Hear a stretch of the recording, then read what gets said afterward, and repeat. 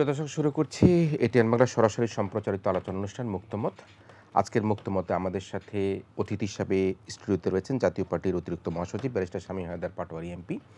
একই সাথে রয়েছেন বিএনপির সাংগঠনিক সম্পাদক শামা ওবায়দ।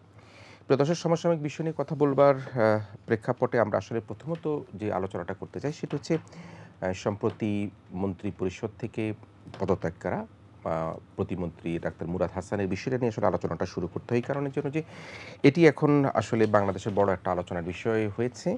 তিনি মাত্র কয়েকদিন আগেই পদত্যাগ করেছেন, নানা রকম কটূক্তি করার অভিযোগ তার বিরুদ্ধে হয়েছিল এবং সেই প্রেক্ষাপটে তিনি অত্যন্ত নীরবে কানাডার উদ্দেশ্যে যাত্রা করেছেন, যেটা আমরা গণমাধ্যমে দেখেছি। কিন্তু তিনি সেখানে কানাডায় ঢুকতে পারেননি এবং এখন জানি না তিনি কোথায় অবস্থান করছেন শেষ মুহূর্তে। তো border service agency of Canada তাকে সেখানে কানাডায় নামার পরে সেখানকার এয়ারপোর্টে তাকে জিজ্ঞাসাবাদ করেছে, কিন্তু এক পর্যায়ে তিনি সেখানে ঢুকতে পারেন। আমি পেশা শামীম পাটের আপনাকে দিয়ে আসলে আলোচনাটা শুরু করতে চাই যে আসলে এগুলি কিসের সংকেত? এই যে আমাদের একজন মন্ত্রী মহোদয় প্রতিমন্ত্রীর দায়িত্ব পালন করছেন, তিনি পরপর দুটি মন্ত্রণালয়ে কিন্তু ছিলেন, স্বাস্থ্য মন্ত্রণালয় প্রতিমন্ত্রী ছিলেন এবং একই সাথে অত্যন্ত গুরুত্বপূর্ণ গণমাধ্যমের সাথে যুক্ত যিনি প্রতিমন্ত্রীর দায়িত্ব পালন করেছেন ডাক্তার মুরাদ হাসান। তো এই যে তার এই ঘটে যাওয়া ঘটনাগুলো এবং আমরা তাকে দেখেছি যে তিনি কানাডায় ঢুকতে পারেননি, এটি কিন্তু আমাদের গর্বের বড় জায়গা নয়। এটি কিন্তু আমাদেরকে হতাশই করে যে তিনি যেহেতু বাংলাদেশি পাসপোর্ট তিনি ব্যবহার করেছেন, সেটা ডিপ্লোমেট পাসপোর্টই হোক আর যে পাসপোর্টই হোক না কেন।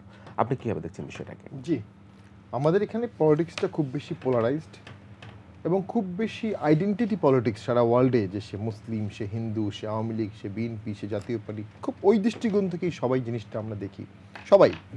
এবং কিছুদিন আগে যখন মুরাদ সাহেব উনি এরশাদ স্যার সম্পর্কে খারাপ কথা বললেন, রাষ্ট্রধর্ম ইসলাম নিয়ে খারাপ কথা বললেন, ওটা কিন্তু ডাইরেক্ট ভায়োলেশন অফ কনস্টিটিউশন। এবং সংসদে আমি কথা বলেছিলাম যে সংবিধান মানে কি? সংবিধান মানে হচ্ছে এই মুহূর্তের সংবিধান, যেটা এই মুহূর্তে গেজেটে পাবলিশড আছে, সেটা নিয়ে যখন উনি কথা বললেন তখনই কিন্তু ওনার শপথ ভঙ্গ হয়ে গেছে। কারণ প্রত্যেক মন্ত্রী যখন ওথ নেয় তাদের ওথের একটা অংশই থাকে যে তারা সংবিধানকে সমুন্নত রাখার ওথ নেবে। তিনি নিজেই যদি সংবিধান বিরোধী একটা কথা বলেন তাহলে তার পদত্যাগ করা উচিত অথবা তাকে ক্যাবিনেট থেকে বাদ দেওয়া উচিত। সেই সময় আমরা একটা গোষ্ঠী এটার তীব্র প্রতিবাদ করেছি, জেনারেলি কিন্তু সব দল করেনি, কারণ সব দলের এজেন্ডার সাথে এটা ম্যাচ করেনি। এখন এরপরে উনি অনেক কিছু হয়ে গেল, উনি কানাডায় গেলেন। আমি মনে করি উনি অত্যন্ত খারাপ ভাষায় জায়মাকে গালি দিয়েছেন, এটা কোনোভাবেই অ্যাকসেপ্টেবল না, কোনোভাবেই না। এবং উনি পদত্যাগও করেছেন এবং উনি কানাডায় যাচ্ছেন, ওনার অধিকার আছে পৃথিবীর দেশগুলোতে যাওয়ার। উনি বাংলাদেশের পাসপোর্ট নিয়ে যাচ্ছেন এবং আই বিলিভ যে এই ডিপ্লোম্যাটিক পাসপোর্ট নিয়ে যাচ্ছেন। এই ক্ষেত্রে মোটামুটি সভ্য একটি দেশ এই আশঙ্কায় তাকে যদি এন্ট্রি না দেয় যে তিনি ঢুকলে দেশে আশঙ্কা হবে, হাঙ্গামা হবে, তাহলে সেই দেশের মানবাধিকার কোথায় আছে? সেই দেশের মানবাধিকার আইন কি এটাকে পারমিট করে? আমার মনে হয় না। এবং এই জিনিসটার বিষয়ে, অন্তত তার এন্ট্রিটার বিষয়ে আমার মনে হয় বাংলাদেশে এটা জোরালো প্রতিবাদ করা উচিত এবং এ বিষয়ে সকল দলেরই মনে করা উচিত যে বাংলাদেশের নাগরিক অপমানিত হচ্ছে। কিন্তু দ্য আদার হ্যান্ড, আপনি যদি মনে করেন দেবযানী খোবে, আই থিঙ্ক উনি একজন ডিপ্লোম্যাট ছিলেন, ফরেন সার্ভিসে কাজ করতেন, ওয়াশিংটনে বাসায় গৃহকর্মীকে টর্চার করেছিলেন, তাকে ওয়াশিংটন পুলিশ অ্যারেস্ট করেছিল। ইন্ডিয়া সেটা তীব্র প্রতিবাদ জানিয়ে বলেছে she is our subject, diplomatic immunity তার আছে, তাকে আমরা বিচার করব, তুমি কোনোভাবেই তাকে অ্যারেস্ট করতে পারো না। এবং eventually United states of America কিন্তু ইন্ডিয়ার দাবির কাছে নতজানু করতে বাধ্য হয়েছে এবং দেবযানীকে ইন্ডিয়ায় ফেরত এনেছে এবং আনার সাথে সাথেই তাকে সাসপেন্ড করেছে এবং তার বিরুদ্ধে ডিপার্টমেন্টাল প্রসিডিং করেছে। বাট ইন্ডিয়া তার কর্মকর্তা কর্মচারীকে শাসন করেছে। আমরা এখানে এই বিষয়টা, এই যে ডিনাই করে দেওয়া হলো একজন এক্সিস্টিং এমপিকে, তার ব্যক্তি মুরাদকে আমি এখানে ইম্পর্টেন্ট ভাবছি না। আমি মনে করছি তার বর্তমানে এমপি থাকা, তার বাংলাদেশের নাগরিক, তার বাংলাদেশি পাসপোর্ট, তার ভ্যালিড ভিসা আছে, এরপরও তাকে ডিনাই করা হলো, এখানেও তার কিছুটা মানবাধিকার লঙ্ঘন হলো। এই বিষয়টাও আমার মনে হয় নজরে রাখা উচিত। দেন আগেইন, কোনো বিষয়ই তো বাড়াবাড়ি, আল্লাহ বলেছে তোমরা বাড়াবাড়ি করো না। এবং একজন তথ্যমন্ত্রী, তার মুখের ভাষা সুমিষ্ট হওয়া উচিত, সকল রাজনীতিবিদেরই মুখের ভাষা সুমিষ্ট হওয়া উচিত, কারণ তারা national icon, local icon, national icon, TV icon, সংসদের আইকন। মানুষ এখনও সংসদে দেখে।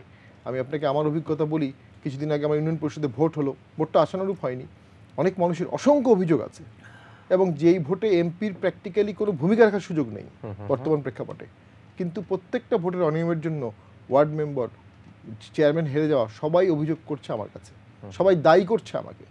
কেউ কিন্তু টিউনোকে দায়ী করছে না, কেউ কিন্তু নির্বাচন কমিশনকে দায়ী করছে না, লোকাল এমপিকে দায়ী করছে। কারণ কি, আস্থা অনাস্থার জায়গাটা হচ্ছে ওই জায়গাটা রাজনীতিবিদ, ঠিক সেই জায়গাটা যখন এফেক্ট হচ্ছে, আমাদের এই বিষয়ে আইনের গতিতে চলবে। সেক্ষেত্রে আপনি যদি বলছিলেন যে বাংলাদেশ একটা সভরেন কান্ট্রি হিসেবে আমাদের একজন এমপি সাহেবকে ঢুকতে দেয়নি, তিনি প্রতিমন্ত্রী নাই, যেটা আমাদের আভ্যন্তরীণ একটা বিষয়, এবং সেখানে তিনি কোনো খুন খারাপির সঙ্গে জড়িত নয় এরকম একটা কিছু, তার বিরুদ্ধে এর মধ্যে কোনো মামলা নাই, বা যে অভিযোগগুলি আছে সে অভিযোগ তো এরকম না যে তিনি কোনো খুন খারাপি করেছেন, মার্ডার কেসের আসামি, কিন্তু তিনি তো বাংলাদেশের ডিপ্লোমেট পাসপোর্ট নিয়ে সেখানে যাচ্ছিলেন। তো সে অবস্থায় কি আমাদের ফরেন মিনিস্ট্রি বা এখান থেকে, যেটি আপনি বলছেন দেবযানীর কথা, আমেরিকার সেই উদাহরণের কথা বলেছেন, সেই অবস্থায় কি আমাদের সরকারের পক্ষ থেকে এই বিষয়টাকে একটু হ্যান্ডেল করা দরকার কিনা, সরকারের কেন ঢুকতে দেওয়া হয়? অবশ্যই একটা এক্সপ্লেনেশন চাওয়া উচিত, বাট 12 সালের পর থেকে সরকারের সাথে ইউরোপিয়ান ইউনিয়ন, আমেরিকা এবং Canada, New Zealand, Australia, north America, যেটা এদের সাথে রিলেশনটা ঠিক আগে যতটা মধুর ছিল, কোনো একটা কারণে আমার মনে হচ্ছে অতটা মধুর নাই। পত্রিকা পড়ে জানতে পেরেছি যে 15-16 সালে 16 জন অ্যাম্বাসেডার দেখা করতে চেয়েছিল সরকারের শীর্ষ মহলের সাথে, তারা ডেট পায়নি। তো তারা কিছুটা ক্ষুব্ধ আছে, এবং ডিপ্লোম্যাটিক রিলেশনটা আমার মনে হয় যেটা যতটা সুইট হওয়া উচিত, ডিপ্লোম্যাটিক হওয়া উচিত, ততটা ডিপ্লোম্যাটিক না। And then again, in the era of globalisation, কোনো রাষ্ট্র, কোনো দেশ কিন্তু একা বাঁচতে পারে না। No state is a lone island যে সে একা বাঁচবে। তাকে ওই international norm, international practice, international বিধিবিধানগুলোকে সম্মান জানিয়েই চলতে হবে। যদি সম্মান না জানাতে পারি, তাহলে আমরা যদি কোনো দেশকে ড্যাম কেয়ার ভাবে চলি, সেই দেশও আমাদেরকে ড্যাম কেয়ার হিসাবে সেক্ষেত্রে যেটি নিশ্চয়ই সমবাদ আছেন তিনিও বলবেন, যেটি হচ্ছে যে আমাদের সাথে রিলেশন ভালো কি মন্দ, সেটি চাইতে আমাদের দেশের যে অবস্থান, আমরা যেটা স্বাধীন সার্বভৌম দেশ, এই রাষ্ট্রের যেটা পতাকা আছে, দেশটা একটা মানচিত্র আছে, আমরা যে এই 50 বছরের আজকে উদযাপন করতে যাচ্ছি, সে অবস্থায় সম্পর্ক মধুর হোক বা না হোক, কিন্তু সরকারের পক্ষ থেকে বা আমাদের পররাষ্ট্র মন্ত্রণালয়ের পক্ষ থেকে এই বিষয়টাকে নিয়ে অন্ততপক্ষে তাদেরকে একটা প্রশ্ন করা বা একটা চিঠি দেওয়া বা জানার, সেই জায়গাটাকে কোনো আমার ব্যক্তিগত অভিমত, তারা একটা ক্লারিফিকেশন চাওয়া উচিত, অথবা কানাডিয়ান হাই কমিশনার যিনি আছেন বা ঢাকাতে, তাকে ডেকে নেওয়া উচিত, তার কাছে এই বিষয়ে একটা ব্যাখ্যা চাওয়া উচিত। এটা ব্যক্তি মুরাদের জন্য ইম্পর্টেন্ট না, এটা বাংলাদেশের জন্য প্রয়োজন, এটি আমাদের বাংলাদেশি পাসপোর্টের জন্য প্রয়োজন, বাংলাদেশ থেকে যারা ভিসা পেয়েছে তাদের জন্য প্রয়োজন, আমি মনে করি যেটা। এবং সেটি যদি করা না হয়, তাহলে হয়তোবা একটা অন্যায়কে আমরা প্রশ্রয় দিয়ে দিলাম, একটা রিভার্স হিউম্যান রাইটস ভায়োলেশনকে আমরা অ্যাকসেপ্ট করে নিলাম। এক্ষেত্রে সরকারের খুব দ্রুত পদক্ষেপ নেওয়া উচিত। মানে একটা ব্যাড প্রেসিডেন্স থেকেই যাবে, হয়তো দেখা যাবে যে অন্য একটা সময় আমাদের দেশের হয়তো অন্য কেউ গেলো, সেখানেও সেই ধরনের একটা সংকটে পড়তে পারে। সমবাদ শুনছিলেন আপনি ব্যারিস্টার শামীম পাটোয়ারির কথা, এবং সেখানে তিনি দেবযানীর কথা স্পেশালি বলেন, এবং সে সময় আমরা দেখেছি মিডিয়াগুলি কি উত্তপ্ত ছিল, এবং ভারত সরকার কিন্তু সে জায়গায় একটু বিন্দু মাত্র কিন্তু ছাড় দেয়নি। আমি জানি না এখানে ডাক্তার মুরাদ হাসান সেখানে কানাডায় কেন ঢুকতে পারেননি, কি হয়েছে। সে বলা হচ্ছে যে সেখানকার যারা বাংলাদেশিরা ওখানে অবস্থান করছেন, তারা নাকি একটা বিবৃতি দিয়েছেন, তারা সেখানকার বিভিন্ন সংস্থাকে অনুরোধ করেছেন যাতে এই শান্তিপূর্ণ দেশে এই ধরনের অশান্তি সৃষ্টিকারী একজন ব্যক্তিকে ঢুকতে দেওয়া না হয়। আপনি কীভাবে দেখছেন? যদিও আমি মনে করি যে এটি স্বাধীন রাষ্ট্রের একটা সার্বভৌমত্বের একটা বিষয়, কেন ঢুকতে দেওয়া হয়নি? রাজনৈতিক বিবেচনা ছাড়া আমরা এটাকে কীভাবে দেখতে পারি? ধন্যবাদ আপনাকে, এবং আমার সাথে যিনি আমাদের সহ আলোচক আছেন ওনাকেও শুভেচ্ছা জানাচ্ছি, দর্শকদের শুভেচ্ছা। আমার প্রশ্নের উত্তরটা দুইভাবে দিতে চাই। প্রথম কথা হচ্ছে যে আমি এর আগে আপনাদের মতো আরেকটা টিভি চ্যানেল আমার ইন্টারভিউ নিয়েছে মুরাদ সাহেবের ব্যাপারে। আমি পরিষ্কারভাবে বলেছি যে মুরাদ সাহেবের মতো লোকজনকে নিয়ে কথা বলাটা নারী হিসেবে আমি একটু বিব্রত বোধ করি, আমি অপমানিত বোধ করি। এবং ওনাকে হয়তো এদেশের গণপ্রজাতন্ত্রী অবৈধ সরকার মন্ত্রী বানিয়েছে তাদের ক্যাবিনেটে, বাট ওনার সম্পর্কে আলাপ আলোচনা করার যোগ্যতা, উনি ডাক্তার হতে পারে, কিসের ডাক্তার, কিভাবে ডাক্তার হয়েছে উনিই জানে, বাট সেই যোগ্যতা উনি অর্জন করেন না যে ওনার সম্পর্কে আমরা সময় নষ্ট করব। আপনারা সময় নষ্ট করছেন, ভালো কথা। এখন আসেন মুরাদ সাহেবকে কেন কানাডা ঢুকতে দেয় নাই। As far as I know, প্রত্যেকটি দেশের ইমিগ্রেশন হ্যাজ দ্য অথরিটি, তাদের এখন আমাদের কাছে তথ্য নাই এনাফ তথ্য কিন্তু নাই। আমরা যেটা পত্রিকায় জেনেছি ফেরত দেওয়া হয়েছে। কেন দেওয়া হয়েছে, তার সে ডেফিনেটলি সে তার পার্লামেন্ট মেম্বার, তার ডিপ্লোম্যাটিক পাসপোর্ট ব্যবহার করেই সে গেছে, কারণ তাকে মন্ত্রিত্ব থেকে বাদ দেওয়া হয়েছে, তাকে এমপিশিপ থেকে বাদ দেওয়া হয় নাই, তাকে তার দলীয় পদ থেকে বাদ দেওয়া হয়েছে।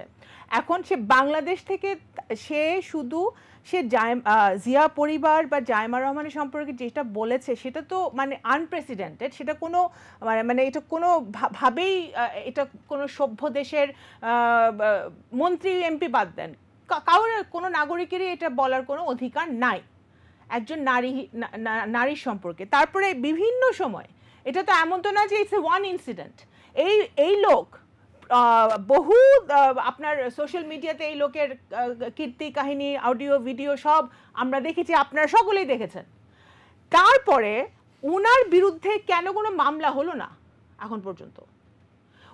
উনি বাংলাদেশ ছাড়লো কিভাবে? আমার প্রশ্নটা সে কানাডায় ঢোকার প্রশ্ন তো পরের ব্যাপার, উনি বাংলাদেশ কিভাবে ছাড়লো, এরপর কিভাবে ছাড়লো? মামলা হয়নি তো, মামলা না হলে কানাডা যাবে না, যেতে উনি পারবে না। কানাডা যাক, আমেরিকা যাক, পৃথিবীর যে যে দেশেই যাক, আমার প্রথম প্রশ্ন হচ্ছে এই দেশের নাগরিক হিসেবে যে যিনি যার বিরুদ্ধে সবাই কথা বলেছে, মানবাধিকার সংস্থাগুলো থেকে শুরু করে রাজনীতিবিদ থেকে শুরু করে সবাই কথা বলেছে, যিনি শুধু অশ্লীল ভাষা না, উনি অনেক রকমভাবেই এদেশের মানুষকে অপমান করেছে, নারী সমাজকে অপমান করেছে, সংসদকে অপমান করেছে, বাংলাদেশকে অপমান করেছে।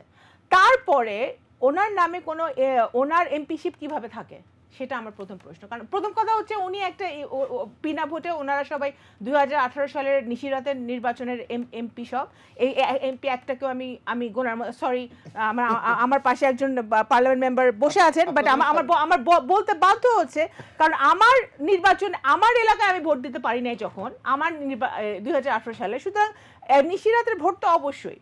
তো সেইখানে ওই এমপির কোনো মূল্য আমি দেখি না। সে জনগণকে তোয়াক্কা করে না। সে যদি তার এলাকার জনগণের প্রতিও তার নজর থাকতো, তাহলে এই ভাষা বা এই ধরনের কার্যক্রম সে করতে পারতো না।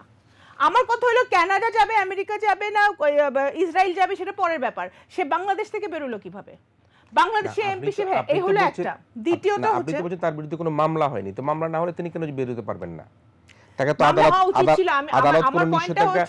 আমার পয়েন্টটা হচ্ছে যে তার নামে মামলা হওয়া উচিত ছিল। এবং যেটা শামীম হায়দার সাহেব দেবযানীর কথা বললেন, হ্যাঁ সঠিক, দ্যাটস এ কারেক্ট এক্সাম্পল, আমি ওনার সাথে এগ্রি করি। বাট আমার কথা হচ্ছে যে প্রত্যেক দেশের, আমি যত জানি প্রত্যেক দেশের নিজ নিজ দেশের ইমিগ্রেশন ল আছে, এবং তারা তাদের, আমি অনেক বাংলাদেশ এয়ারপোর্টে অনেক বিদেশিদেরকে ফেরত যেতে দেখেছি।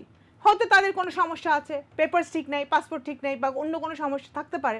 উনি তো কানাডা যাতায়াত করতেন, এখন আমার কানাডায় তো এখন ওই যে হাজার কোটি টাকা তো পাচার করেছে গত 12 বছরে আওয়ামী লীগ সরকার। সো কানাডার বেগমপাড়ায় তো এখন বাংলাদেশ স্বীকারও করেছে ফরেন মিনিস্টার কিছুদিন আগে যে অনেক সরকারি কর্মকর্তা, এমপি মন্ত্রীদের বাড়ি গাড়ি আছে ওখানে, যাতায়াত করতেন, ভালো কথা।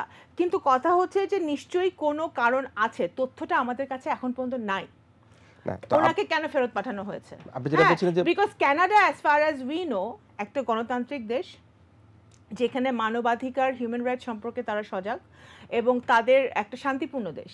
এখানে একটি মানুষকে যার সব লিগ্যাল ডকুমেন্টস যদি ঠিক থাকে, তাকে কেন এন্ট্রি দেওয়া হবে না সেটা তো সরকার জানতে চাইতেই পারে। এবং এটা বাংলাদেশের জন্য অপমান, এটা আমাদের জন্য কিন্তু একটা অপমান।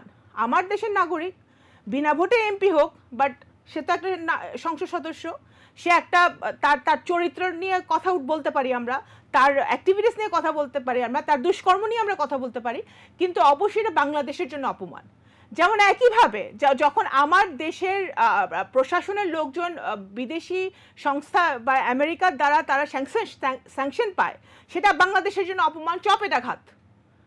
এবং এটা সরকারকে খতিয়ে অবশ্যই দেখা উচিত, কারণ বারবার উনি আওয়ামী লীগের প্রতিনিধিত্ব এখানে করছেন না, বাট উনি সংসদে আছেন। আওয়ামী লীগের লোকজন বারবার প্রধানমন্ত্রীর কথা বলেন যে উনি কাউকে ছাড় দেন না, নিজের দলের যেই হোক না কেন উনি কাউকে ছাড় দেন না। ডাক্তার মুরাদ হাসান ব্যাপারে তো একই দেখলাম, এখন যেহেতু এইটা সুপ্রতিষ্ঠিত সারা পৃথিবীতে যে বর্তমানে আওয়ামী সরকার ওনাদের রাজনীতিবিদদেরকে দিয়ে দেশ চালাচ্ছেন না, দেশ চালাচ্ছে প্রশাসন, এবং প্রশাসনকে দিয়ে ভোট চুরি করা হয়, প্রশাসনকে দিয়ে আপনার অপোজিং ভিউজ দমন করা হয়, অপোজিশন দমন করা হয়, প্রশাসনকে দিয়ে আপনার দুর্নীতি করানো হয়, প্রশাসনকে দিয়ে এক্সট্রা জুডিশিয়াল কিলিং করানো হয়। দোষ আমি প্রশাসনের দিব না, দোষ যে প্রশাসন চালাচ্ছে তার। কারণ প্রশাসনকে তার দরকার ক্ষমতা কুক্ষিগত করে রাখার জন্য। যেহেতু তার ক্ষমতা কুক্ষিগত করে রাখতে হবে, যেহেতু একটা ফ্রি অ্যান্ড ফেয়ার নির্বাচন হলে তারা না থাকার সম্ভাবনাই বেশি, সেই ক্ষেত্রে প্রশাসন তাদের একটা বিরাট স্টেক হোল্ডার। ঠিক আছে, সেই প্রশাসন আমি পুরা ব্যুরোক্রেসি আমি মিন করছি। আপনি র্যাব বলেন, পুলিশ বলেন, আপনি এসপি বলেন, ডিসি বলেন, সবাই, এভরিবডি স্টেক হোল্ডার। এখন সবাইকে যদি এই সরকার খুশি না রাখে তাহলে তারা নিজেরা ক্ষমতায় থাকতে পারছে না। তো এইটাই হচ্ছে বাস্তবতা, যে আজকে আমরা এই জায়গায় এনে আওয়ামী লীগ বাংলাদেশকে ঠেকিয়েছে, যে আমরা এত প্রশাসন নির্ভর হয়ে পড়েছি যে আমরা প্রশাসনকে আমাদের ডিফেন্ড করতে হবে। আবার একটু আগে দেখলাম নিউজে যে সাবেক সেনাপ্রধান জেনারেল আজিজেরকেও ভিসা ক্যান্সেল করা হয়েছে ইউএস। তো অবশ্যই হ্যাঁ, আমরা আজকে দেখেছি যে ফরেন মিনিস্টার তলব করেছে মার্কিন দূতাবাসের অ্যাম্বাসেডরকে এবং জিজ্ঞাসাবাদ করেছেন, এবং উনি হাস্যকর হচ্ছে যে উনি বলেছেন যে অ্যাম্বাসেডর নাকি নিজেই আশ্চর্য হয়েছেন। এটা হতে পারে না। আমার যতটুকু বুদ্ধি, যে যদি কোনো দেশ অন্য কোনো দেশের নাগরিককে স্যাংশন দেয়, সেই দেশের মিশন বা আপনার এমবাসি বলেন, তাদের জানতে হবে। তো অ্যাম্বাসেডর মিলারের সারপ্রাইজ হয়েছে এই কথাটা মনে হয় একটু বিভ্রান্তিকর ফরেন মিনিস্টারের, বর্তমান ফরেন মিনিস্টার আজকে যেটা আমি শুনলাম। এবং আরও হাস্যকর যে গণতন্ত্রের যে ভার্চুয়াল যে মিটিংটা হয়েছে আমেরিকাতে যুক্তরাষ্ট্রের নেতৃত্বে, সেখানে বাংলাদেশ ইনভাইটেড ছিল না। কারণ বাংলাদেশ মনে করে যে পৃথিবী মনে করে যে বাংলাদেশের গণতন্ত্রের অভাব আছে, গণতন্ত্র অনুপস্থিত, সেই কারণে। কিন্তু ওনার কিছুদিন আগে উনি বললেন যে মনে হয় যার যেসব দেশে গণতন্ত্র কম সেসব দেশকে ডেকেছে দুর্বল গণতন্ত্র। হাস্যকর না? তাহলে Bharat biggest democracy in the মানে ওয়ার্ল্ড, ভারত কিভাবে ইনভাইটেড হয়, আমাদের ক্লোজেস্ট নেইবার? এই আলোচনা শেষ করতে চাই স্বামীনাথ পাটোয়ারি ভাই আপনাকে দিয়ে। এখানে শুধু বহিষ্কার বা পদত্যাগ আমরা দেখলাম, এবং মাননীয় স্বরাষ্ট্রমন্ত্রীকে যখন সাংবাদিকরা প্রশ্ন করেছিল যে ডিজিটাল নিরাপত্তা আইনে রাষ্ট্র মামলা করতে পারবে কিনা, স্বরাষ্ট্রমন্ত্রী মহোদয় বলেছিলেন যে রাষ্ট্র তো সংক্ষুব্ধ নয়। এখন যেটি শামা ওবায়েদ বারবার বললেন যে কেন তার বিরুদ্ধে মামলা হলো না, রাষ্ট্র সংক্ষুব্ধ নয় কিন্তু স্বরাষ্ট্রমন্ত্রী বললেন। তো সেই জায়গাটাতে আসলে আপনি কিভাবে দেখেন, এখানে কে সংক্ষুব্ধ, আসলে ওনার বিরুদ্ধে সংক্ষুব্ধ কে? বাংলাদেশে ডিজিটাল নিরাপত্তা একটা ড্রাকোনিয়ান বাজে ল, কোনো সন্দেহ নেই। ছোট ছোট কমেন্টের জন্য অনেকে এর বিরুদ্ধে সাজা হয়েছে, পুলিশ স্বপ্রণীত হয়ে মামলা করতে পারে। এখন যে মন্তব্যটি উনি করেছেন জাইমা সম্পর্কে, যে ন্যাক্কারজনক মন্তব্যটি, এইটা আওয়ামী লীগের আমল।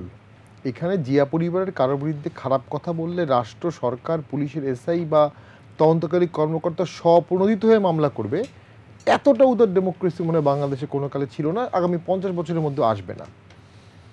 আসলে আমি খুশি হতাম। চিত্রনায়িকা নিয়ে যেটা বলেছেন সেটা আমি ওটা একটু পরে আমি আসছি। আসলে আমি খুশি হতাম। বিএনপির আমলে বঙ্গবন্ধু নিয়ে খারাপ কথা বলা হয়েছে না, স্বৈরাচার বলা হয়েছে, বাকশালী বলা হয়েছে, অনেক কিছু বলা হয়েছে। তো তখন তার বিএনপির আমলে কেউ মামলা করেনি, হয়তো আওয়ামী লীগের কেউ মামলা করেছে। মামলা জিয়া পরিবার করতে পারে, বিএনপি থেকেও করতে পারে। মামলা হয়নি, অ্যাজ অফ টুডে মামলা হয়নি, অ্যাজ অফ টুডে ওয়ারেন্ট হয়নি। এবং শামা ওবায়েদ যেটি বললেন এমপি থাকেন কিভাবে, এটি স্বাভাবিকভাবে সবাই বলতে পারে যে এরকম একটা খারাপ মানুষ, এরকম একটা বাজে কথা বলা মানুষ এমপি থাকে কিভাবে। বাট এমপিশিপ চলে যাবে? এমপিশিপ মানে তো একটা কনস্টিটিউশনাল স্টেক হোল্ডার, 800 বছরের ইতিহাস পরে সে এই জিনিসটা অর্জিত হয়েছে। Article 66 sub article 2 clause A B C D F এ বলা আছে কখন এমপিশিপ যাবে, কখন আপনি ডিসকোয়ালিফাই, আপনি আনসাউন্ড হলে হবেন, আপনি ইনসলভেন্ট হলে হবেন, আপনি ফরেন রাষ্ট্রের প্রতি আনুগত্য দেখালে হবেন, আপনার 2 বছরের অধিক সাজা হলে হবে এবং 3 বছর পার হয়নি, আপনি ওয়ার ক্রাইমের জন্য কনভিক্টেড হলে হবেন, অফিস অফ প্রফিট হোল্ড করলে হবেন, আপনি 90 দিন সংসদ মিস করলে হবেন, আপনি শপথ 90 দিনের মধ্যে না নিলে হবেন, অ্যান্ড আর্টিকেল 70 যদি আপনি ফ্লোর ক্রসিং করেন। এই ঘটনাগুলোর কোনো একটি কি ঘটেছে তার মধ্যে? অবশ্যই না। আমরা বলে থাকি al expressio unius est exclusio alterius, express mention of legal provision exclude otherwise interpretation। যদি বলা হয়ে থাকে এই কারণে তার সংসদ সদস্যপদ যাবে, এখানে আমরা এর বাইরে কোনো পদ, গালি দেয়া, খারাপ কথা বলা, কুরুচিপূর্ণ কথা বলা, পৃথিবীর বাংলাদেশের কোনো আইনে নাই কুরুচিপূর্ণ কথা বললে একজন লোকের সংসদ সদস্যপদ চলে যাবে, এটা নাই। দেন নেক্সট যেটা প্রিজাম্পশন অফ ইনোসেন্স, প্রত্যেক ব্যক্তি মামলা হলেই সে অভিযুক্ত হবে না, তাকে সাজাপ্রাপ্ত হতে হবে। যেখানে মামলাই হয়নি সেখানে আমরা সবাই তাকে দোষী সাজাপ্রাপ্ত করে ফেলেছি, সেটা একটা পারসেপশন আছে। আপনি আরেকটা যেটা বললেন তার personal conversation with a lady actress আর হিরোইন, এটা প্রাইভেট কনভারসেশন, অত্যন্ত খারাপ, কথার ধরন অত্যন্ত খারাপ। এখানেও যিনি সংক্ষুব্ধ তিনি তো মামলা করেনি আমার জানা মতে, এবং এটা কনফিডেন্সিয়াল। আপনি ঘরের মধ্যে বসে যদি কোনো কথা বলে থাকেন, সেখানে যাকে বললেন সে যদি সংক্ষুব্ধ হয়ে মামলা না করে, থার্ড পার্সনের এখানে সংক্ষুব্ধ হওয়ার কোনো সুযোগ নেই অ্যাজ পার ল। কিন্তু আমরা তো বাংলাদেশে অনেক মামলা দেখেছি যে তৃতীয় পক্ষ মামলা করছে, যিনি এই প্রাইভেট কনভারসেশনের ক্ষেত্রে না, রাষ্ট্রীয় বিষয়, সরকারের বিষয় বা পলিটিক্যাল বিষয়ের ক্ষেত্রে হয়েছে। যেমন শেখ হাসিনার বিরুদ্ধে মন্তব্য করা হয়েছিল, সারা বাংলাদেশে 700 মামলা হয়েছিল। প্রথম আলোর ডেইলি স্টারের মাহফুজ সাহেব, তার বিরুদ্ধে 700 মামলা হয়েছিল। অন্যায়, ন্যাক্কারজনক, আমি প্রতিবাদ জানাই। ওগুলো ভালো এক্সাম্পল না, কিন্তু সাধারণত ব্যক্তিগতভাবে কাউকে আক্রমণ করা হলে তার পরিবার বা সেই মামলাটা করবে, এটাই স্বাভাবিক, এটাই হওয়া উচিত। আমি যেটা বারবার বলছিলাম যে আমি এই কথাগুলো বলছি, আমি জানি দর্শকরা হয়তোবা আমাকে অত্যন্ত গালিগালাজ করবে। কালকেও একটা বলেছিলাম, আমি আইনের কথা বলেছিলাম, আমার ব্যারিস্টারি ডিগ্রি নিয়ে কোশ্চেন করেছে যে আমি কোথা থেকে ব্যারিস্টারি করেছি, আদৌ ব্যারিস্টার কিনা, এবং দিনের ভোট রাতের ভোট এটা বলেছে যে রাতের ভোটের এমপি আর কী বলবে, গৃহবাড়ি তো বিরোধী দল। তো ওরা অনেকেই হয়তো জানে না, I was very good result করা ব্যারিস্টার, এবং আমি কিন্তু 2বার ভোটে জিতেছি, একবার আওয়ামী লীগকে হারিয়ে বাই ইলেকশনে, এবং তার 7 মাস পরে মহাজোটে যেখানে জাতীয় পার্টি এবং আওয়ামী লীগ একত্রিত হলে 2008 সালে ওখানে 1,51,000 ভোট পেয়েছিল মহাজোট। তো আমার ক্ষেত্রে মনে একটি এক্সেপশন ছিল, ভবিষ্যতে আমি জানি না, কিন্তু এখনও যখন আমি এই কথাগুলো বলবো, যারা আবেগী হবে বিএনপির সমর্থক, তারা আবেগী হয়ে ডেফিনেটলি আমাকেও ওই একই ক্যাটাগরিতে ফেলে দেবে। বাট যারা বিচক্ষণ আইনজীবী, আইন বুঝবে, আইনের গতিতে বলছেন যে তাকে কোনোভাবেই এই এতগুলি ধারার কোনো যার মধ্যে তাকে কোনোভাবেই আসছে না, দায়ী করা যাচ্ছে না, সুতরাং তাকে এমপিশিপ যাওয়ার ক্ষেত্রে প্রশ্নই আসে। পাপুল সাহেবের ক্ষেত্রে কি ঘটেছিল? লক্ষ্মীপুরের এমপি পাপুল সাহেবের ক্ষেত্রে যেটি ঘটেছিল, উনি কনভিক্টেড হয়েছিলেন, অন্য দেশে হয়েছিলেন। হ্যাঁ, অন্য দেশে কনভিক্ট হয়েছিলেন। এখানে একটা লিগ্যাল গ্যাপ ছিল যে অন্য দেশে হলে বাংলাদেশ গভর্নমেন্ট একসেপ্ট করবে কিনা।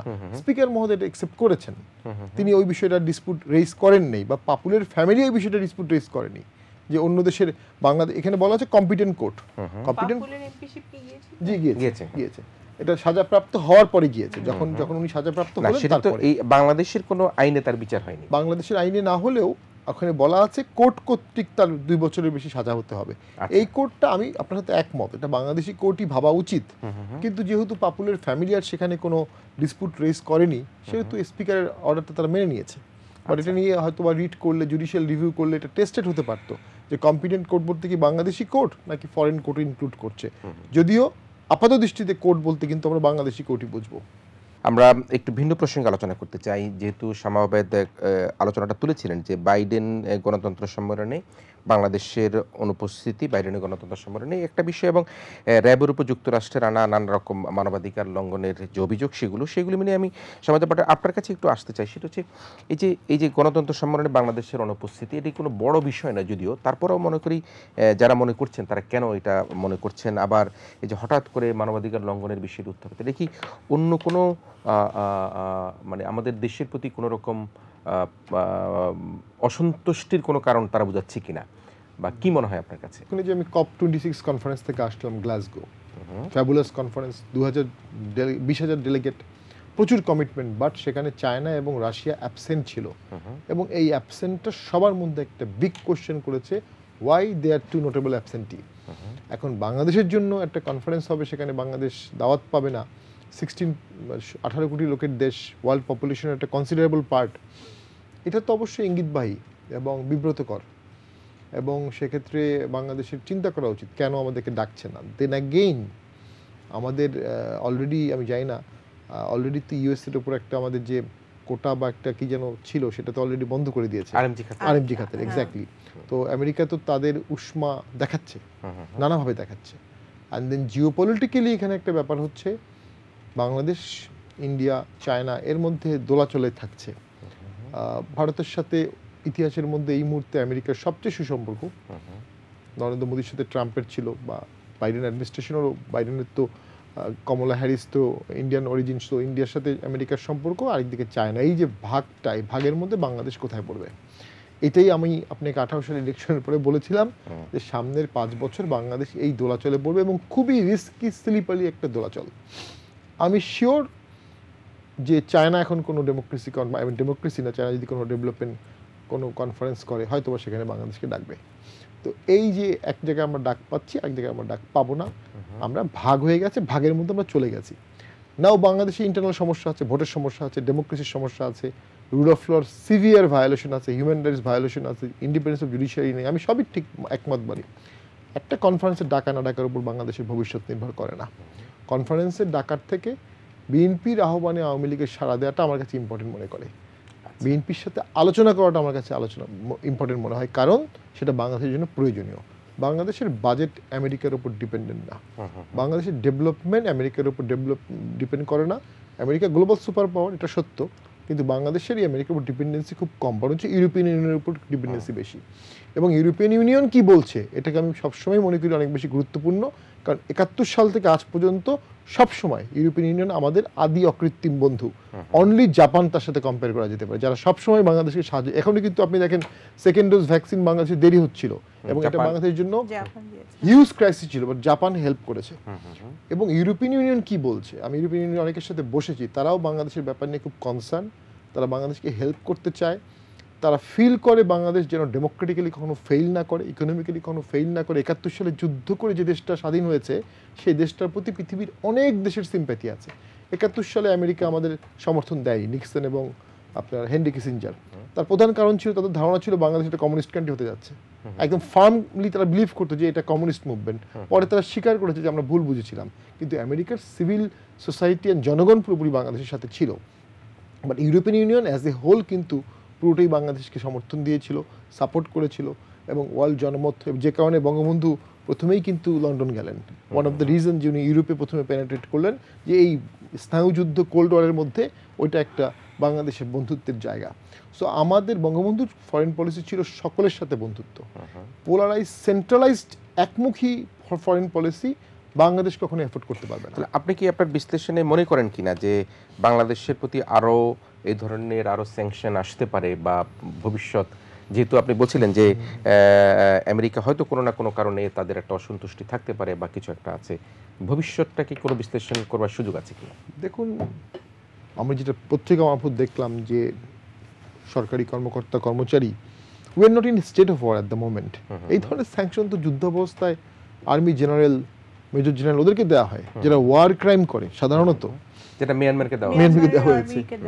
সেটা আমাদের র্যাবের কর্মকর্তাদেরকে দেওয়া হয়েছে, এক্স আর্মি জেনারেলকে দেওয়া হয়েছে। এটা তো খুবই ইঙ্গিতবাহী, এবং এগুলোর পিছনে একেবারেই সাবস্টেন্স নেই এমনটা তো হতে পারে না, কিছু না কিছু সাবস্টেন্স অবশ্যই আছে। তো আমরা দেখতে চাচ্ছি বাংলাদেশ সরকার কি রিয়্যাক্ট করে, যে ব্যক্তিদের বিরুদ্ধে বলা হয়েছে তারা কি রিয়্যাক্ট করে। বাংলাদেশের সরকারের একটা অতি উচ্চপদস্থ কর্মকর্তা, যার বাস্তবিক ক্ষমতা অনেক বেশি, তিনি পৃথিবীর একটা দেশে ঢুকতে পারবে না।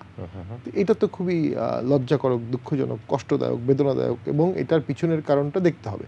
এটা যদি ষড়যন্ত্র হয়, জাতির সামনে উন্মোচন করতে হবে, হ্যাঁ এটা ষড়যন্ত্র।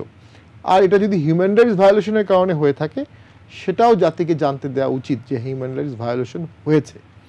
সেটা জাতির জানার অধিকার আছে যে ট্যাক্স পেয়ারের টাকায় যারা সরকারের সর্বোচ্চ মহলে আছে, তারা সংবিধান, মানবাধিকারের প্রতি শ্রদ্ধাশীল কিনা, যদি না হয় তারপরও তারা সেই পদে থাকবেন কিনা, এবং থাকলে সরকারের ভিউটা কি। আমি আপাত দৃষ্টিতে এই ঘটনার জন্য ম্যাসিভ কোনো পলিটিক্যাল পরিবর্তন হবে এমনটা মনে করি না, কিন্তু এটা একটা বার্তা, এটা একটা মেসেজ, এটা একটা ওয়ার্নিং, এবং এই ওয়ার্নিংটা সরকারকে বুঝতে হবে। রাজনীতি ইনক্লুশন আনতে হবে। দেশের জনগণ যদি সাথে থাকে, তাহলে ফিডেল ক্যাস্ট্রো তো আমেরিকা কখনো কেয়ার করেনি। কিন্তু দেশের জনগণ যদি ভাগ হয়ে থাকে, বিভাজিত হয়ে থাকে, একটা অংশ আপনার পক্ষে আর একটা বৃহৎ অংশ আপনার বিপক্ষে, তখন ইন্টারন্যাশনাল কমিউনিটির কনসার্ন আপনাকে গুরুত্বের সাথে দেখতেই হবে, কারণ আপনার জনগণ সবাই আপনার সাথে একসাথে নাই। আমি শেষ করে দিচ্ছি একটু বিষয়ে। 71 সালে তো চায়না বাংলাদেশের বিরুদ্ধে ছিল, হুম হুম হুম। আমেরিকা বাংলাদেশের বিরুদ্ধে ছিল, সুপার পাওয়ার দুটো, তারপরে তো বাংলাদেশ স্বাধীন হয়েছে। কেন হয়েছে? বিকজ জনগণ এটা একত্রে চেয়েছিল। তো সেই অবস্থা যেটি বলছিলেন যে বিএনপির সাথে তো আলোচনাটা বেশি গুরুত্বপূর্ণ, যেটা বললেন যে আমাদের ওই যে বাইডেনের গণতন্ত্র সম্মেলনের চাইতে যেটা আমি যাওয়া সবসময় ছিল। তাই মনে করি। তো সেই অবস্থায় বিএনপি কি সেই আলোচনার স্পেসটা রাখছে? বিএনপি তো আলোচনা করতে চেয়েছে, তবে সেই স্পেসটাকে নষ্ট করেছে কিনা ইতিপূর্বে বিভিন্ন ক্ষেত্রে? অবশ্যই 2004-এর আমি সবসময় বলে আসছি, 21শে আগস্টের গ্রেনেড মামলা, হত্যা, এটার বিচার না করা, জজ মিয়া নাটক করা, সংসদে আওয়ামী লীগকে কথা বলতে না দেয়া, যে ভ্যানিটি ব্যাগে করে গ্রেনেড নিয়ে আসছেন, আজকে জাইমার মন্তব্যে তো সবাই আমরা বেদনা হতো অবশ্যই। কিন্তু একজন মহিলা, তিনি মারা গেছেন, কতগুলো মহিলা, উনি হসপিটালে আছেন, কানে শুনছেন না, 21 জন বা কতজন মারা গেল, সেখানে সংসদে বলা হলো ভ্যানিটি ব্যাগ করে গ্রেনেড নিয়ে গেছেন। মানে এত রেসপন্সিবল কি মানুষ হতে পারে? এবং আওয়ামী লীগকে সংসদে কথা বলতেও দেওয়া হলো না। তখন অবশ্য জাতীয় পার্টি অনেক কথা বলেছিল, ওয়াকআউটও করেছিল। তো ওই জায়গাগুলো তো ক্ষতের সৃষ্টি করেছে, পার্মানেন্ট ক্ষত। দেশটা তো আমাদের, দেশটা তো বাঁচাতে হবে, দেশের স্বার্থ তো রক্ষা দেশ করতে বাঁচানোর হবে। জন্যই তো আপনার মনে থাকবার কথা, সামাবাদ মনে রাখবেন যে সাবেক প্রধানমন্ত্রীকে তো টেলিফোনে ডেকেছিলেন যে আসেন আমরা বসি, চা খাই, কথা বলি। সেখানে প্রত্যাখ্যাত হলো। এবং নিশ্চয় আমাদের মনে আছে মরহক কোকো সাহেব যখন মারা যায়, তখন মারা যাবার পরে মাননীয় প্রধানমন্ত্রী শেখ হাসিনা এখানে ছুটে গিয়েছিলেন। সেই জায়গায় তিনি এক ধরনের অপমানিত বলা চলে হয়ে চলে আসতো। সেই স্পেসগুলো কি বিএনপি রাখতে পেরেছে? বিএনপি তো একটা বৃহৎ সংগঠন, এবং এই টার্মের আগ পর্যন্ত বিএনপি বেশিবার ক্ষমতায় এসেছিল। মানে 2001 জিয়াউর রহমান ছিলেন 5 বছর, সেই বিএনপি আজকে 13 বছর ক্ষমতার বাইরে, এবং অনেকটাই পর্যবস্ত আমি বলবো অনেকাংশে। সেটা তো কিছু পলিটিক্যাল মিস্টেক বিএনপির আছে, কিছু আমার ব্যক্তিগত অভিমত, কিছু আনস্মার্ট মুভ তো আছে। 12 সালে যেখানে 4টি বা 5টি সিটি কর্পোরেশনের ল্যান্ডস্লাইড ভিক্টরি বিএনপি পেল, সেই বিএনপি 13 সালে বা 14 সালের 5 জনে গিয়ে আর ভোট করলো না, ভোট করবেই না। এবং সেটার জন্য মাননীয় প্রধানমন্ত্রীর যে ফোন কলটি ছিল, আমার মতে ওটা একটা অপরচুনিটি ছিল, এবং সেই অপরচুনিটি, সেই ফোন কলটির পিছনে কোনো কম্পালশনও থাকতে পারে। কোনো একটি মহল বলেছে যে আপনারা কথা বলেন, তার মানে একটা বিএনপির শক্তির জায়গা ছিল। সেই শক্তির জায়গাটা বিএনপি পুরোপুরি কাজে লাগাতে পারেনি। সে সময় যদি বিএনপি বলতো ঠিক আছে স্বরাষ্ট্র মন্ত্রণালয় আমাকে দেন, ল মিনিস্ট্রি আমাকে দেন, স্ট্যাবলিশমেন্ট আমাকে দেন, এই 3 জন মন্ত্রী যদি বিএনপি থেকে থাকতো, তাহলে কি আসলে নির্বাচনের ছক আওয়ামী লীগ চাইলেই ছক সাজাতে পারতো? খুব একটা সহজ হতো না। আপনাকে এই গেমটা খেলতে হতো। এই গেমটা খেলতে গিয়ে আমার মনে হয়েছে, আমি সবসময় বলি যে 14 সালে বিএনপির ভোট করা উচিত ছিল। আওয়ামী লীগ হয়তো বা চাইনি বিএনপি ভোট না করুক, এবং সেভাবেই ছক কেটেছে, এবং বিএনপি সেই ছকে ফাঁদে পা দিয়েছে। 18 সালে এর থেকেও অনেক অপ্রস্তুত, অনেক নেগেটিভ না, তাহলে সিচুয়েশনে ভোটে চলে গেছে বিএনপি। 18 সালের ভোট দিকে প্রমাণিত হয় না যে বিএনপি আসলে ইতিপূর্বে যা করেছে তা ভুল করে নাই? না না না, কারণ 18 সালের ভোটে কি হয়েছে, কি দেখেছেন আপনারা? প্রতিটা ভোটেই আমাদের দেশে যে 11টি ভোট হয়েছে, প্রত্যেকটি ভোটেই সকল প্রশাসন, সকল মহল বুঝতে পারে কে ক্ষমতায় আসছে, ঠিক সমস্ত পাল্লা সেদিকেই থাকে। এটা সবসময় তাই হয়। তো 18 সালেও বিএনপি যখন আলোচনা শুরু করেছে, তখন থেকে বিএনপি মোটামুটি জানে নির্বাচনের ফলাফল কি হতে পারে। হয়তোবা বিএনপির সিটগুলো অনেক কম হয়েছে, আরও বেশি হওয়ার কথা ছিল, সেটা আমি অনেকগুলো কারণে বলেছি। এখন সেটা বিষয় না, বিষয়টা হচ্ছে যে সামনের 23 সালের নির্বাচনটা যেন ইনক্লুসিভ হয়, এটার জন্য বিএনপিরও দায়িত্ব আছে। বিএনপিকেও ছাড় দিয়ে ভোটে আসতে হবে। সেকেন্ডলি যেটা আমি বলবো, শেষ করে দিচ্ছি, যে এই যে বর্জনের রাজনীতি, এটা তো বিএনপি কিছু দেয়নি আসলে। হ্যাঁ, 86 সালে দিয়েছিল, 88-তে দিয়েছিল, কিন্তু রিসেন্ট এক্সাম্পল তো নাই। জি, নিশ্চয়ই। আমি শুনে সামাওয়াদের কাছ থেকে সময় তো আপনারা শুনতে পাচ্ছি যে আপনারা আগামী নির্বাচনে অংশগ্রহণ করবেন না, এবং যেটি আমরা ইতিমধ্যেই স্বামীহাদের পার্টি বললেন, এই বর্জনের রাজনীতি কিন্তু বিএনপিকে খুব একটা কিছু দেয়নি। কিন্তু এই সিদ্ধান্তে কি আপনারা অটল আছেন, বা কি প্ল্যান করছেন আপনারা এই আমি নির্বাচনে? ভোটের কথায় আসছি, কারণ ওনার সাথে আমি একেবারেই দ্বিমত পোষণ করছি ভোটের ব্যাপারে। আমি আসছি, তার আগে আমি একটি কথা বলে নেই, যে ওই যে যেটা আমরা বলছিলাম কথা, যে আমাদের প্রশাসনের কর্মকর্তা বা র্যাব বেছে বেছে কিছু কর্মকর্তাদেরকে স্যাংশন দেওয়া হয়েছে, এবং সেটা আরও আপনি জিজ্ঞেস করেছেন ওনাকে যে আরও আসতে পারে নাকি, বা এটা আমি যেটা বলতে চাই, এটা তো আমার মানে একেবারে সাধারণ নাগরিক হিসেবে আমি যেটা বুঝি, যে এটা তো ওভারনাইট হয় নাই, রাতারাতি কাউকে স্যাংশন দেয় না কেউ। গত 12-13 বছরে যত এখানে খুন হয়েছে, গুম হয়েছে, আমেরিকা নিশ্চয়ই হঠাৎ করে ওনারা কোথায় পেল রিপোর্ট?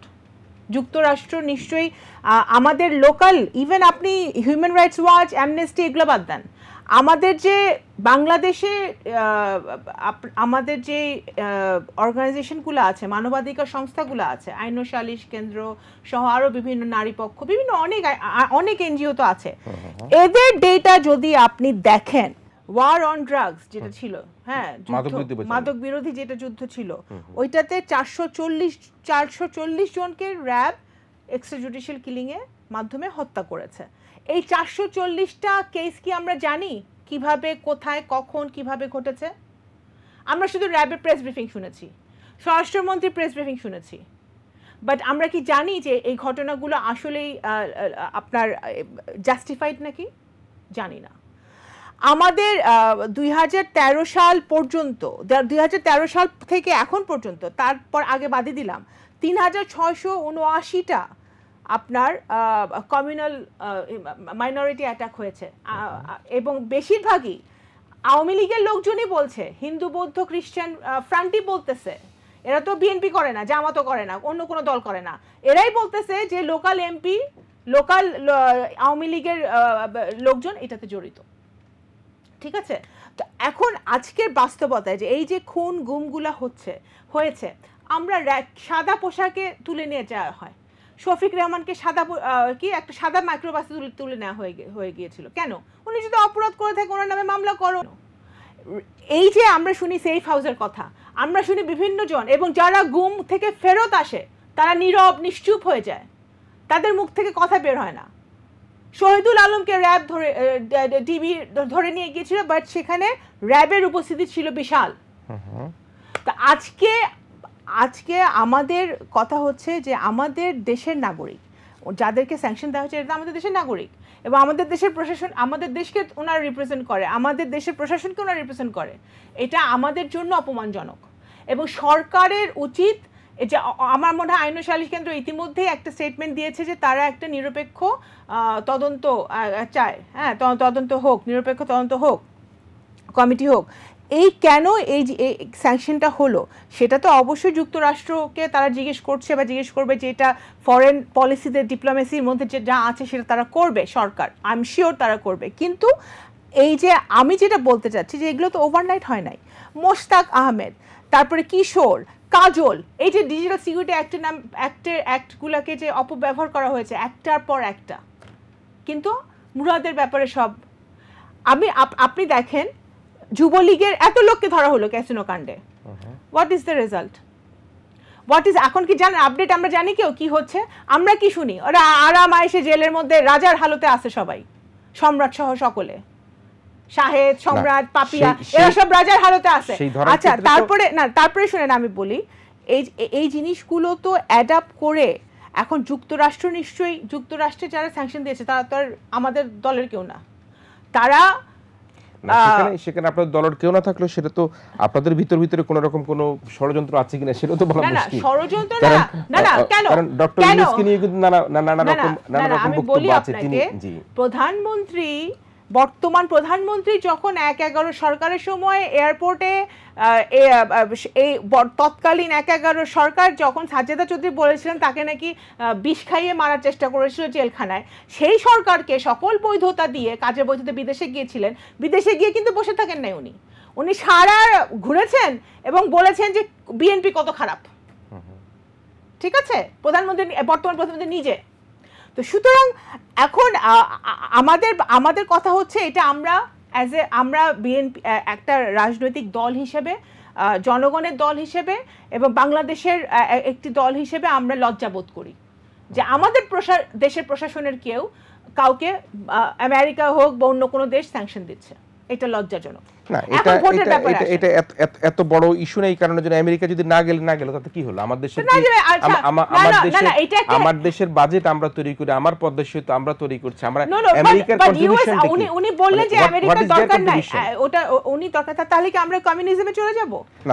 আমরা কি একদলীয় শাসনতন্ত্রে চলে যাব? আমেরিকার যদি মনে করেন, যদি তাদের সাথে সঙ্গী হতে না পারলে বা তাদের সাথে জোট হতে না পারলে, তারা যদি মনে করে যে, দ্বিমত পোষণ করছি, USAID is a development partner বাংলাদেশের। বাংলাদেশের জাপান একটা ডেভেলপমেন্ট, জাইকা ডেভেলপমেন্ট পার্টনার। বাংলাদেশে ইউরোপিয়ান ইউনিয়নের ডেভেলপমেন্ট পার্টনার, বাংলাদেশে কানাডা, যে দেশে ওই মুরাদ ঢুকতে পারে নাই, ডেভেলপমেন্ট পার্টনার। হ্যাঁ, এবং এরা সবাই কিন্তু আমাদের ডেভেলপমেন্ট পার্টনার, যারা বিভিন্ন সময় বাংলাদেশকে, আমি অতীতে যেতে চাই না, 1971 সালে অনেক দেশ আমাদেরকে সাপোর্ট করে নাই, ওইসব দেশগুলোর সাথে পরবর্তীকালে কিন্তু আমাদের ট্রেডও হয়েছে, ব্যবসাও হয়েছে, সবই হয়েছে। এবং সেইটা নিয়ে বসে থাকলে হবে না। কিন্তু এখনকার 2021 সালের বাস্তবতায় আমি যেটা পরিষ্কারভাবে বলতে চাই যে মানে এটা যে আকাশ থেকে পড়লাম আমরা, যে আহারে এখন হঠাৎ করে কেন স্যাংশন হলো, সেটা তো না। এটা তো আমাদের খতিয়ে দেখতে হবে যে কেন হলো। এবং এনজিওগুলো বারবার করে বলে আসছে, কিছুদিন আগে গত মাসে হিউম্যান রাইটস ওয়াচ একটা অনলাইন ভার্চুয়াল একটা করেছিল, কনফারেন্স করেছিল, যেখানে তারা বাংলাদেশের প্রেক্ষিত যখন উঠেছে, বাংলাদেশের এই ইস্যুগুলো তারা নিয়ে এসছে। তো এটা তো ওভারনাইট হয় নাই। আজকের বাস্তবতাটা কিন্তু অনেক ভিন্ন। এবং সবচেয়ে বড় যেই ক্রাইম করেছে আওয়ামী লীগ গত 12 বছরে, সেটা হচ্ছে যে মানুষের ভোটাধিকার ছিনিয়ে নিয়েছে। মানুষের ভোটাধিকার ছিনিয়ে নেওয়ার চেয়ে বড় বেশি, এবং এই যে দেশনেত্রী বেগম খালেদা জিয়ার কথা আপনি তুললেন না, বাট আমি তুলছি, ওনাকে বিদেশে যেতে না দেওয়া কোনো কারণ নাই। আইনমন্ত্রী জানে ওনার কি হয়েছে, স্বরাষ্ট্রমন্ত্রী জানে ওনার কি হয়েছে, প্রধানমন্ত্রী জানে ওনার কি হয়েছে। মানবাধিকার লঙ্ঘন, এর চেয়ে বড়, এটা হচ্ছে মৌলিক মানবাধিকার, রাইট, মানুষের চিকিৎসা পাওয়া, তাকে দেওয়া হচ্ছে না। একটু ছোট্ট ভোটাধিকারের কথা বলেছেন, যদি ভোটাধিকারের কথা নিয়ে আমরা খালেদা জিয়ার প্রসঙ্গে যাই, এবার ইউনিয়ন পরিষদ নির্বাচনটাকে আসলে কিভাবে দেখছেন আপনি, একেবারে সংক্ষেপে যদি আলোচনা একটু করেন। ইউনিয়ন পরিষদ নির্বাচনে অনেক জায়গাতেই নৌকা হেরেছে, এটা একটা ভালো সাইন যে নৌকা হারতে পারে, এটা আমরা ভুলে গেছিলাম, এখন আমরা দেখছি নৌকা হারতে পারে। তো অনেক ক্ষেত্রে বিদ্রোহীরা জয়লাভ করেছে, অনেক ক্ষেত্রে জামাত বিএনপি সমর্থকরাও অন্যান্য মার্কা নিয়ে ভোট করে তারা কিন্তু জয়লাভ করেছে। অন্যান্য ভোটের তুলনায় এটা কিছুটা বেটার, যদিও এখানে প্রশাসন এবং পুলিশের একটা দাপট ছিল, দৌরত্ব ছিল। আপনি সমবায়িত একটা কথা বলেছেন, জাতীয় পার্টিকে কটাক্ষ করে, জাতীয় পার্টি কত ভোট করেছে, মন্ত্রিত্ব ছিল, এখন ভোট হলে সেই ভোটে অংশগ্রহণটা করাটাই তো রাজনৈতিক দলের জন্য স্বাভাবিক। ভোট বর্জনের জন্য তো কেউ রাজনৈতিক দল করে না। এবং বিএনপি জনগণকে নিয়ে রাজনীতি করে, বিএনপির সমর্থন আছে। 2005-06 সালে বিএনপি কি আসলে জনগণকে নিয়ে রাজনীতি করেছিল? 1,28,00,000 ভুয়া ভোটার দিয়ে ভোট করার চেষ্টা করেছে, এবং এরশাদ স্যারের সাথে একটা নেগোসিয়েশন করেছিল। যখন এরশাদ স্যারের সাথে নেগোসিয়েশনটা ফেইল্ড হলো, তার নমিনেশন ক্যান্সেল করে দিল, এবং তারপরে কিছুদিন পরে কিন্তু 111 চলে আসলো। তো ওই যে এরশাদ স্যারের সাথে অ্যালায়েন্স করার চেষ্টা করেছে বিএনপি করেছে, এরশাদ স্যার বা জাতীয় পার্টির সাথে অ্যালায়েন্স হলে জাতীয় পার্টি ভালো দল, অ্যালায়েন্স না হলে জাতীয় পার্টি খারাপ দল। এটা খুব কমন একটা ফেনোমেনা হয়ে মানে একটা বক্তব্য ছিল যে আপনারা নাকি ক্ষমতা যাওয়ার একটা সিঁড়ি, সে ব্যবহার হয়। একটা হচ্ছে যে আমি আপনাকে বলি, 91 সালে যখন একটা আন্দোলনের পরে এরশাদ স্যার ক্ষমতা ছেড়ে দিলেন, তখনও আমরা 35টি আসনে জয়লাভ করেছিলাম, 70টি আসনে আমরা সেকেন্ড হাইয়েস্ট ভোট পেয়েছিলাম। সো ডিসাইডিং ফ্যাক্টর যেটা, এটা একটা বড় অংশ জাতীয় পার্টির ছিল, আছে, থাকবে। এটা শুধু আঞ্চলিকতার ব্যাপার না, অনেকে জাতীয় পার্টিকে আঞ্চলিক দল বলে। আঞ্চলিক এলাকায় অনেকগুলো জায়গা আছে জাতীয় পার্টি একা ভোটে জয়লাভ করতে পারবে, কিন্তু অসংখ্য আসন আছে যেখানে জাতীয় পার্টি হয় জেতাতে পারবে, না হয় হারাতে পারবে। সেই সক্ষমতা জাতীয় পার্টির আছে, সেজন্যই জাতীয় পার্টির রাজনৈতিক গুরুত্ব আছে। এবং এরশাদ স্যার স্মার্টলি যে কাজটি করেছেন, কেউ যদি ক্ষমতা যেত আপনাদের কাঁধে ভর করে যেতে হবে। আমি দায়িত্বহীন কণ্ঠে বলে দিচ্ছি, ক্ষমতায় যতবার পট পরিবর্তন হয়েছে দেশে, জাতীয় পার্টির একটা রোল সেখানে ছিল। 2001 সালের ভোটে জাতীয় পার্টি এবং আওয়ামী লীগ একসাথে ভোট করেনি, আওয়ামী লীগ হেরে গেছে। আচ্ছা, 2008-এ জিতেছে। 13 সাল বা 14 সাল বা 18 সালের এই চরম বৈতরণী আওয়ামী লীগ পার করেছে, কারণ হ্যাঁ, জাতীয় পার্টি তাদের সাথে ছিল, ভোটের সাথে ছিল। এখন আমি যেটা বলছি যে সামনে যদি এই অ্যালায়েন্স থাকে, পুলিশ প্রশাসন একসাথে থাকে, বাংলাদেশে আন্দোলন করে সরকারকে সরানো খুব কঠিন হবে। হ্যাঁ, আমি ওনার সাথে একমত, বর্তমান সরকার জনগণকে নিয়ে রাজনীতি করছে না, বর্তমান সরকার আমলা পুলিশকে নিয়ে বেশি রাজনীতি করছে, এবং এটার একটা কঠিন দায় একসময় সরকার আওয়ামী লীগকে দিতে হবে। জনবিচ্ছিন্ন বা জনগণকে অ্যাভয়েড করে বা রাজনীতিবিদদের অ্যাভয়েড করে রাজনীতি করার ফল কখনই ভালো হয় না। আমি শেষ করে দিচ্ছি একটা লাইন বলে, 111 কিন্তু অসম্ভব জনপ্রিয় ছিল প্রথম দিকে, অসম্ভব জনপ্রিয় ছিল। 111 ফেল করার ওয়ান অফ দ্য কারণ হচ্ছে তাদের মধ্যে কোনো রাজনীতিবিদ ছিল না। তাদের এই ম্যাসিভ উচ্চাভিলাষী প্রকল্পগুলো দেশের রিফর্মের, it is not backed by any politicians. জি, আমরা একটু খালেদার চিকিৎসা প্রসঙ্গে আসি, তারপর শামা আবাইদের কাছে একটু যাবো। জি, তার চিকিৎসার আসলে চ্যালেঞ্জটা কোথায়, যেটা বিএনপি বলছে যে আসলে তার আইনগত কোনো বাধা নয়, সরকারের সদিচ্ছার কথা বলছে। আমি খুব স্পষ্ট করে এই বিষয়ে অনেক টকশো দিয়ে বলেছি। প্রথম হচ্ছে, বেগম জিয়া একজন দণ্ডপ্রাপ্ত আসামি, বাংলাদেশের বিদ্যমান আইন অনুযায়ী উনি as a matter of right বিদেশে উনি যেতে পারবেন, যেতেই হবে, ওনাকে যেতেই দিতে হবে, এমন কোনো আইনি বিধান নাই। বাট ওনাকে যেতে দেওয়া যাবে না সরকারের জন্য এমন কোনো বাধাও নেই। সরকার চাইলেই তাকে বিদ্যমান আইনেই 401 ধারার মধ্যেই একটা চিঠি ইস্যু করে একটা এক্সামশন ক্লজ দিয়ে তাকে বিদেশে যাওয়ার সুযোগ করে দিতে পারে, সেখানে শর্ত আরোপ করতে পারে যে উনি অ্যাম্বাসির সুপারভিশনে থাকবেন। যেই দেশ কমিটমেন্ট দিবে যে ওনাকে আবার ফেরত পাঠানো হবে বা ওনাকে পলিটিক্যাল কাজে অ্যাক্টিভ করতে দেওয়া হবে না, এই ধরনের কমিটমেন্ট যে দেশ দেবে সেই দেশে সরকার পাঠাতে পারে। এতে সরকারের কোনো লস হবে বলে আমি মনে করি না, বরঞ্চ একটা উদার মনোভাব প্রকাশ পাবে। তো সরকার এটা করছে না। আমি মনে করি এটা করলে সরকারের জন্য, দেশের জন্য কিছু মঙ্গল বার্তা আসতে পারে। জি, সময় খালেদা জিয়ার সর্বশেষ পরিস্থিতি কীরকম? দেশনেত্রী বেগম খালেদা জিয়া 3 দিনবারের প্রধানমন্ত্রী এবং যিনি এদেশের গণতন্ত্রের জন্য, স্বাধীনতার জন্য অনেক সংগ্রাম করেছেন, উনি অত্যন্ত অসুস্থ। ওনার অত্যন্ত অসুস্থ এবং কিছুদিন আগে আমাদের যে এখন যে ল মিনিস্টার আছেন উনি ওনার আমি যতদূর জানি যে এভারকেয়ার হাসপাতালের ডাক্তারদের সাথে ওনারাও যোগাযোগ করেছেন এবং ওনারাও আপডেটেড খবরাখবর পাচ্ছেন এবং এটা স্বাভাবিক। সরকারের ওখানে অবশ্যই সরকারের সকল এজেন্সি ওখানে আছে এবং সব খবরই তারা পাচ্ছেন। কিন্তু বাস্তবতা হচ্ছে যে ওনাকে, যেটা ভাই বললেন, উনি উকিল মানুষ, উনি তো আরও ভালো বলতে পারবেন। দেশনেত্রী বেগম খালেদা জিয়ার প্রথম কথা একটা মিথ্যা মামলায় ওনাকে জড়ানো হয়েছিল এবং সেই মামলাটার কোনো বেসিস ছিল না। আজকে এক সাবেক বিচারপতি একজন শহীদুল ইসলাম, উনি একটা প্রোগ্রামে বলেছেন যে এই মামলায় জামিন পাওয়ার যোগ্য বেগম খালেদা জিয়া। যাই হোক, জামিন ওনাকে দেওয়া হয় নাই। এই দেশের জুডিশিয়ারি নিয়ে অনেক প্রশ্ন আছে, সেই আলাপে আমি গেলাম না। কিন্তু আপনি আসেন এখন ওনাকে বিদেশে যাওয়ার ব্যাপারে। এখন উনি তো লিগ্যাল আপনার আইনগতভাবে বের হয় নাই, আপনার অ্যাডমিনিস্ট্রেটিভ অর্ডারে উনি বেরিয়েছে, তাই না? সরকারি একটা অর্ডারে উনি বেরিয়েছে উইথ সাম কন্ডিশন। তার মধ্যে 2টো কন্ডিশন আছে, একটা হচ্ছে বিদেশে যেতে পারবেন না এবং বাসায় চিকিৎসা নিতে হবে। বাসায় চিকিৎসা নিতে হবে এই কন্ডিশনটা কিন্তু অলরেডি ভায়োলেটেড, কারণ উনি এভারকেয়ার হাসপাতালে চিকিৎসা নিচ্ছেন। ওনার যে অবস্থা, ওনার সিসিইউতে থেকে চিকিৎসা নিতে হচ্ছে, ঠিক আছে? এখন ওনার যেই সমস্যাগুলো আছে, বিভিন্ন মাল্টিডিমেনশনাল বিভিন্ন রোগ ব্যাধি আছে, এগুলোর জন্য এভারকেয়ার হাসপাতালে ওনার যে ডাক্তারের টিম বোর্ড পরিষ্কারভাবে বলেছে, কিছুদিন আগে ওনারা প্রেস কনফারেন্স করেছে যে ওনার এভারকেয়ার হাসপাতাল নিজস্ব কোনো প্রেস কনফারেন্স করেনি, এটা তো প্রেস কনফারেন্স আপনাদের দলের ডাক্তাররাই করছে। না, ওনার স্পেশালিস্ট যারা ওনার যে লিভারের বিশেষ করে করোনা হওয়ার পরে ওনার আরও বহুমাত্রিক সমস্যা দেখা দিয়েছে।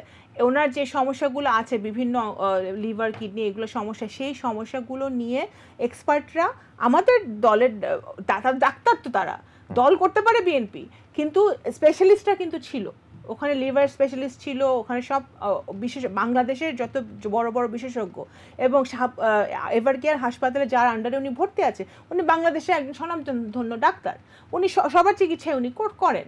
তো এখন সেইখানে ওনারা পরিষ্কারভাবে বলেছেন যে ওনার একটা যে ট্রিটমেন্টটা দরকার, যেই অপারেশনটা দরকার, সেটা বাংলাদেশে সম্ভব না। এই যে বিভিন্ন মন্ত্রীরা বিভ্রান্তিকর কথা বলেন, বাইরের থেকে, বিদেশ থেকে ডাক্তার এনে করতে পারেন। বিদেশ থেকে শুধু একটা ডাক্তার আনলে তো হয় না, একটা সার্জারি করতে গেলে অনেক কিছু লাগে, অনেক ইকুইপমেন্ট লাগে, যেটা বর্তমানে ওনার যে কমপ্লিকেটেড সিচুয়েশন সেটা অনুপস্থিত। সো ওনাকে বিদেশে যেতে দেওয়া উচিত। আপনার ওই কন্ডিশনটা আপনি তুলে নেন, আপনি আরও 5টা কন্ডিশন দেন। শেষ করবেন কিনা এই খালেদা জি আলোচনা, আমরা সার্বিক কি হতে পারে, আমরা এক মিনিটে শুনতে চাই আপনার কাছ থেকে। না, আমার কাছে যেটা মনে হচ্ছে জায়গাটা, সামনের টাইমগুলো will be a bumpy ride হবে, কোনো সন্দেহ নাই। ওর ব্যক্তিগত মত 15, 16, 17 সালে আওয়ামী লীগ সরকার যেভাবে পুলিশ প্রশাসন সব কিছু মিলে বা নিজের দলের উপরে সব মিলিয়ে যে কন্ট্রোল ছিল, আমার কাছে মনে হচ্ছে সেই কন্ট্রোলটা পুরোপুরি নাই। এতদিন কন্ট্রোল রাখাও যায় না বাংলাদেশের মতো দেশে। এই ক্ষেত্রে আওয়ামী লীগকে উদার হতে হবে, ইনক্লুসিভ হতে হবে, সর্বদলীয় একটা ক্যারেক্টারে থাকতে হবে, মতামত শুনতে হবে, ডিসেন্টিং ভয়েসগুলো শুনতে হবে এবং পার্লামেন্টকে প্রাণবন্ত করতে হবে, পার্লামেন্টের রেকমেন্ডেশনগুলো শুনতে হবে, একটা ইনক্লুসিভ কনসালটেশন প্রসেসের ভিত্তিতে দেশ চালাতে হবে। সেখানে বিএনপিও একটা গুরুত্বপূর্ণ স্টেক হোল্ডার। তা না হলে আমার কাছে যেটা মনে হচ্ছে, সামনের দিনগুলো অশান্ত হবে, ঘোলাটে পানিতে রাজনীতি কলুষিত হবে, রাজনৈতিক ব্যক্তিবর্গ কলুষিত হবে, বিরাজনীতিকরণের ধারা শুরু হবে। এই যে বিএনপি এখন একটা অবস্থানে আছে, যে কোনো মূল্যে তারা আওয়ামী লীগের পরিবর্তন চায়, এই যে কোনো মূল্যের শব্দটা কিন্তু খুব ডেঞ্জারাস। ইনভাইট মেনি আমরা ভোটের ভোটের মাধ্যমে মাধ্যমে, জি। সুষ্ঠু ভোটের মাধ্যমে আমরা নিরপেক্ষ সরকারের অধীনে নির্বাচন চাই, জি, চাচ্ছি। সোজা হিসাব। হ্যাঁ, কিন্তু যেটার জন্য আওয়ামী লীগ আন্দোলন করছে, মানুষ যে মার্চ কোনো মার্চ মূল্যে কিন্তু করাইছে, ব্যবহার করে, অনেক কিছু করছে। শব্দটি যে কোনো মূল্যে যে ব্যবহার কোনো করে। মূল্যে এখন আমি যেটা ফ্র্যাঙ্কলি যেটা মনে করি যে একই দেশের মধ্যে এই দলগুলোর মধ্যে এত হানাহানি থাকবে কেন? অবশ্যই আওয়ামী লীগের অনেক হন্টেড মেমোরি আছে, অনেক ব্যাড মেমোরি আছে, কিন্তু আপনার বর্তমান খারাপ কাজের জাস্টিফিকেশন তো আরেকটি দলের অতীত খারাপ কাজ হতে পারে না যে বিএনপি এই খারাপ কাজ করেছে আমরাও করে যাচ্ছি। No, it can be. আপনাকে ওই লেভেল থেকে বেরিয়ে আসতে হবে, এটা উচিত। তো সেই ক্ষেত্রে অবশ্যই আওয়ামী লীগের উচিত এই দেশটাকে একটা অসাধারণ জায়গায় মোটামুটি উন্নয়নের দিকে আমরা আছি, এটাকে এক্সেলারেট করতে গেলে সকলকে নিয়ে করতে হবে। ওবায়দুল কাদের সাহেবের ভাই তো সব বলে দিয়েছে যে কি অবস্থা আওয়ামী লীগের, কি দুরবস্থা।